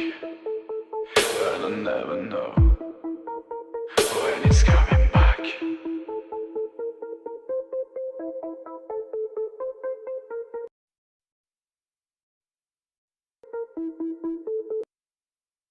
Everything up. So what's up, guys? We just got done doing an amazing interview. Get the fuck out! Oh, mighty whitey motherfucker. Anyway, I'm DJ Daxius. We just got done talking to KK Reaper and his amazing gang. How you guys feeling after the interview? Now we're into the musical part. We just got done unleashing the band Hydra on you with their song Beast. We want to hear you guys' feedback. Don't be quiet! This is the time to talk! Get loud and proud. Get angry. I don't give a shit. Let me know how you're feeling. What path is this music taking you on? So we do got more amazing artists to bring to you. Rub a nipple if you want. I'm a smack a hoe. Smack a bitch and whack a hoe. We have to figure out. Jesus fucking Christ. He's the president of Woes now. We'll tell you what Woes is after this song. It's about to get worse. If you had children watching, make them leave the room now. Right now. This is like, if you think that you can't handle crude humor, I would leave. Exit to the left, right, to the right. Right, yeah. Sometimes. And to the back door. I was always told it was in the middle. Ooh, I'm gonna stick it in your middle. Oh, hell no. Let's go ahead and bring you some Dead Days with their song Holy Water. Let's see what you guys got to say about this shit.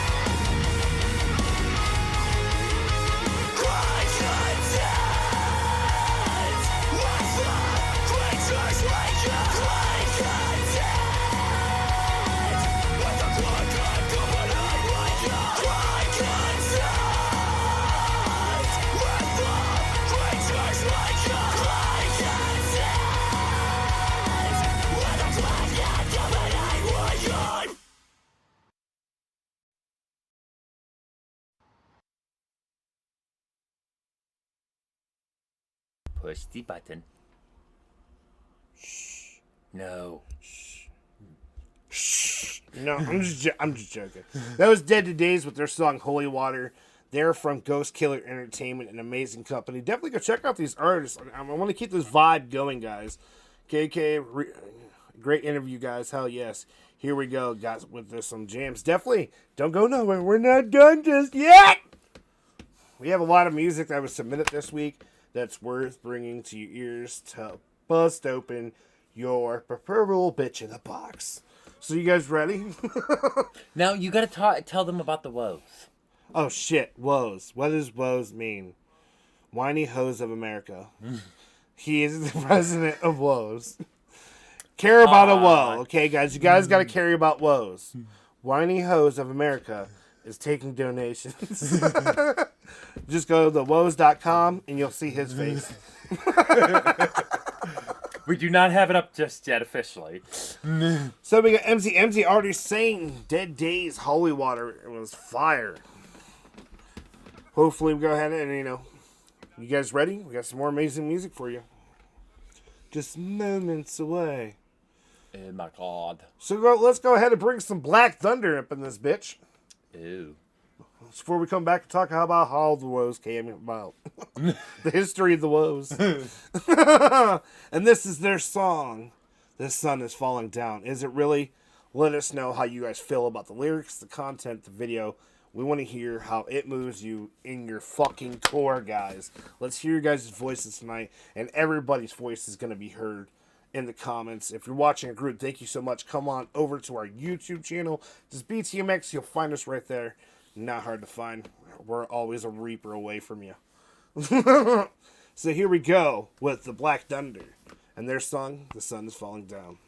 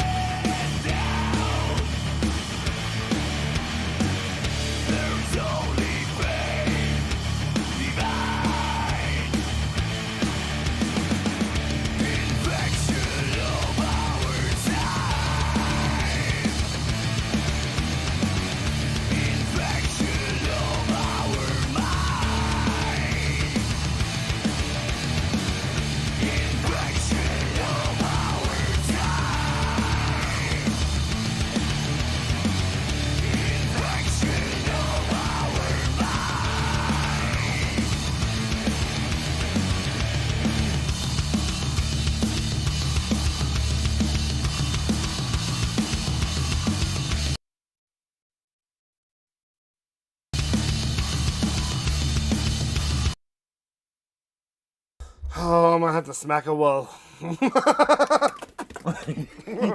Anyways, back to the topic, right? Music, dickhead. That was he's not upset when I call him dickhead. Because we just figured this all out. Every guy is bi. This is true. Bi. And it all depends on by which hole you stick it in. Man, all you... Oh, no, I'm against it. Well, did you stick it in a brown eye or in the pink? Depends on how gay you want it to go. So back to the music. That was Black Thunder with their song Sun is Falling. What did you guys feel about it? Did you guys enjoy the music? Hopefully you guys are, because we do have a lot more to bring to the table for you guys. And you also got to remember, every woman's bi, too. Either bipolar or bisexual. Just don't want one that's both. Like Ohio. It's like Ohio. Ohio is bipolar. Yeah. It'll be summertime during the winter and winter during the summertime. So let's go up with another up-and-coming artist. This is Dean. What's it's the name of the song? I guess like it is. His name is Dean. It goes for Destiny, Everything, and Nothing. This is his song Fright Night. Let me know what you guys think in the comments.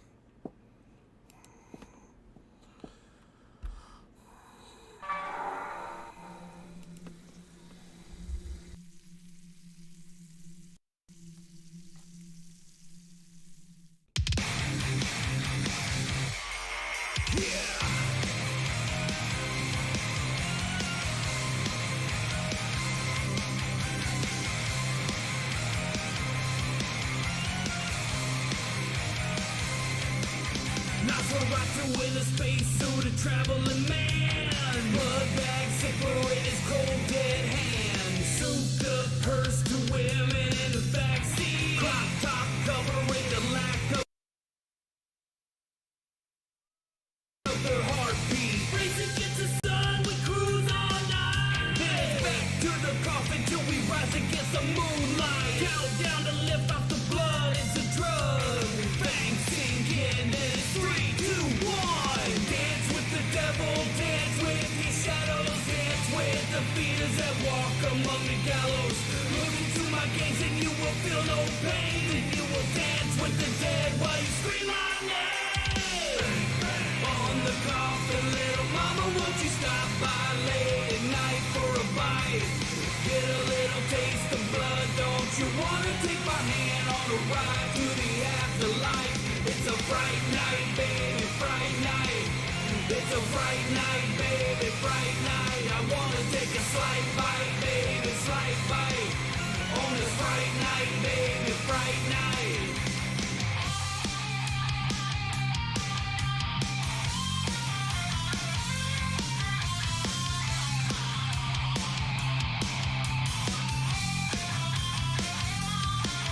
There's a chill in the air and a chill up your spine. Everything fades as you gaze in light. Come to the graveyard and stroll through the fog. Break your mortal ties, centuries we will walk. Come to the darkness, be a child of the night. My claws around your neck and I'm ready to bite. Feel the hurt as it slows down and comes to a stop. Suffer on, let you drink, yeah, you're ready to rock. Dance with the devil, dance with your shadows, dance with the fears that walk among the gallows. Look into my gaze and you will feel no pain. And you will dance with the dead while you scream my name. On the coffin, little mama, won't you stop by late at night for a bite? Get a little taste of blood, don't you wanna take my hand on a ride to the afterlife? It's a fright night, baby, fright night. It's a fright night, baby, fright night. I wanna take a slight bite, baby, slight bite. On this fright night, baby, fright night. Rise from your grave. Come out and play, come out and play. Crawl from the cave. Today's the day. We are deep brave. Come out and play, come out and play. Your blood I crave. Everybody out. On the coffin, little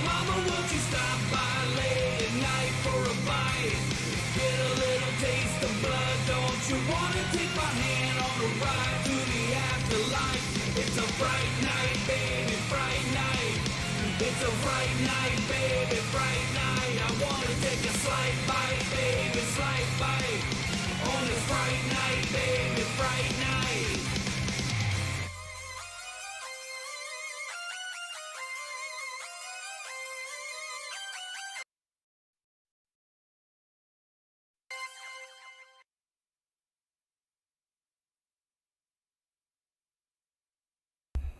So what'd you guys think of Dean, guys? Kind of reminds you of Rob Zombie, kind of like a Rob Zombie feel. Yeah, I think White I definitely, Zombie 2.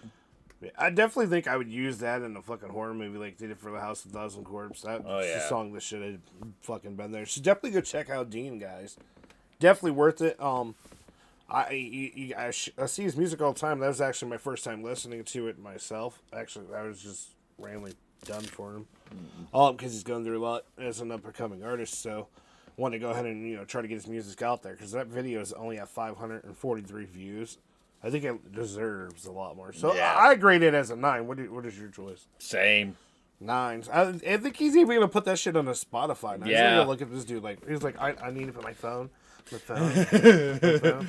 Come on, Billy. It's been like 2 hours. Oh, fucking well. We have music to bring to these amazing people at home. Are you ready? Are you ready for some more? Hit him with it, big boy. You know what? I'm gonna drown this city. That's the name of the band. With their song, Third Law. You guys heard a lot of amazing guys. Let's bring some amazing females to the table. The name of the band, once again, is Drown This City with their song, Third Law.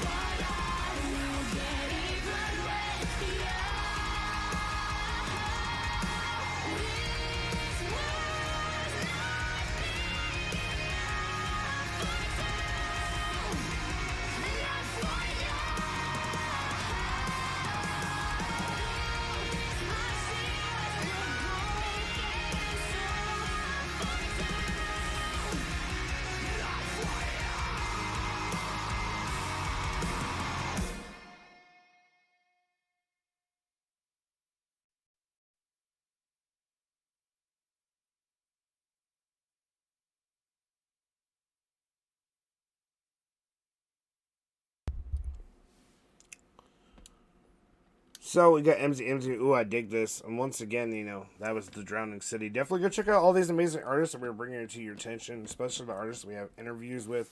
We're definitely outreaching and bringing them to the table for you guys to see, shine some light on these shades that are hidden with these amazing talent around the world. He's being a woe. He got his phone. See, that's what a hoe looks like after you donate. Save a woe somewhere. Save a woe. Save a woe. We'll talk more about woe at the round table, which will be coming up this Sunday. We'll see what Sunday. Whoa! Woes out there care. Hashtag woes. We're gonna watch it because sometimes shit like that gets really big. Yeah. Okay. So hashtag woes. We claim that shit TM. If you see woes out there, talk about whiny hoes of America. You know they stole it from BTMX. Mm-hmm. And bitch in the box from MZMZ. Yeah, bitch in the box. Yeah, that was MZMZ's job. He created bitches in the box. They come in all size, flavors, and genres. We better quit before they start thinking it's a real product. MZMZ is going to have to produce this bitch in a box sooner or later. So let's talk about female power. Let's go ahead and give you... We're going to give you another song. You guys ready for it? I hope you guys are. Here we go with Fate Destroyed with their song We Fall.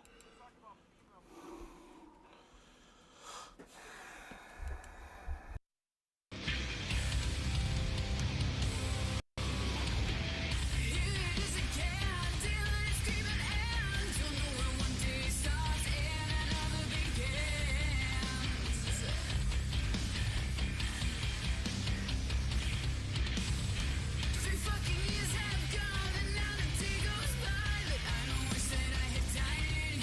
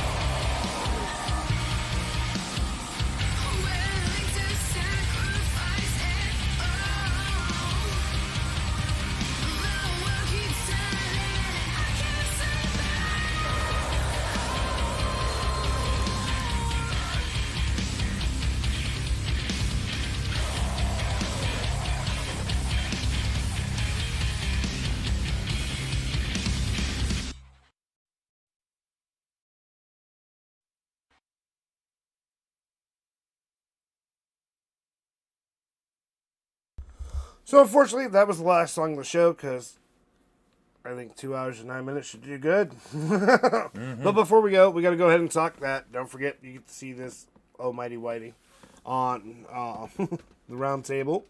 He just got done doing gaming yesterday for Shadow Squad. He did a little bit of what was that? Watch Dogs 1. The very first one, because you did Throwback Thursday.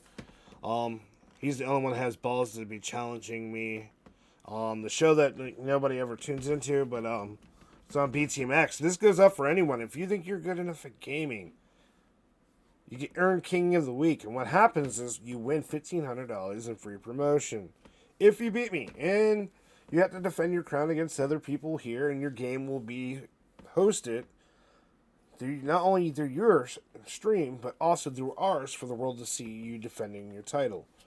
So if you want to do that, you have to beat me. No one is beating me. No one is challenged. I think we had a White Owl make some false comments at a round table. I heard DJ Shadow. I think it was all lies because when it came to Friday and I was all ready for that spanking, there was no ass to spank.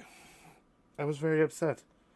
Yeah, he wanted his booty spanked nice and roughly. Not me. No. I was going to shove my metaphorical MK11 foot up his ass. It's a really little foot, though. But he talked a large game and put it out. So we don't know why. So MZ said he's heard this a couple times. I know I chose the last couple songs because we had a great interview. And it was amazing. So we only chose a few songs for them to show. And what have you done? Create a pitch in a box. All flavors, shapes, sizes, musics, genres. It doesn't matter. Bitch in a box has it. It even comes with Roman noodles. So you can eat while you hear about the bitch. And tea bags. Oh yeah, and tea bags. And shot glasses. Mm-hmm. So you can get drunk and hear about the bitch in a box. So we're going to go ahead and tell you guys good night. Thank you for coming once again to BTMX. A lot of people were watching. Thank you guys so much. If you were new to our YouTube, don't forget to subscribe. Don't forget to also hit that little bell beside, guys. We have shows all week long, especially with tomorrow. We have, Twisted Gardens. We have King of the Week later on tonight. We might not do tonight because tonight's a bit long. Really long. We also have Shooter Saturday going on tomorrow where you'll get to see DJ Shadow and Shawnkudoe playing on that. I don't know what the hell they're playing. Then we got on Sunday our famous roundtable where we get to have amazing women that you guys got to see their pictures floating around in promos, like Wildcard666 will automatically be there. She's just a big part of the fam. She's the only one I like. No, I'm just joking. I like everybody. I like to stab everybody equally. No, don't take offense. Because it's hard to climb over. No. Anyways, I want to give a big shout out to also my business partner, Silhouette Death, who is going to be dropping music around here for Christmas. I'm very proud of all the achievements that he has gained of himself. And also dealing with us assholes here at BTMX. I also want to say thank you to all you amazing people watching at home. Also, if you are up and coming artists, you want your music submitted to the show, send it to our email. Write us at our BTMX Facebook page. We're literally everywhere. If you're trying to get yourself an interview, even write us. There's also thousands of different ways that BTMX can help get your name out there. Ask Wildcard666 and so many artists like MZ and so many others like Brutal Business Entertainment, Attempted Murder. You're going to see a lot more of them in the weeks to come. So we're going to go ahead and say goodnight. For me, DJ Daxius. Shawnkudoe753 signing off. Dickhead. He's a whoa. Oh, I am the president of Woes of America. Wait, do that again. I am the president of Woes of America.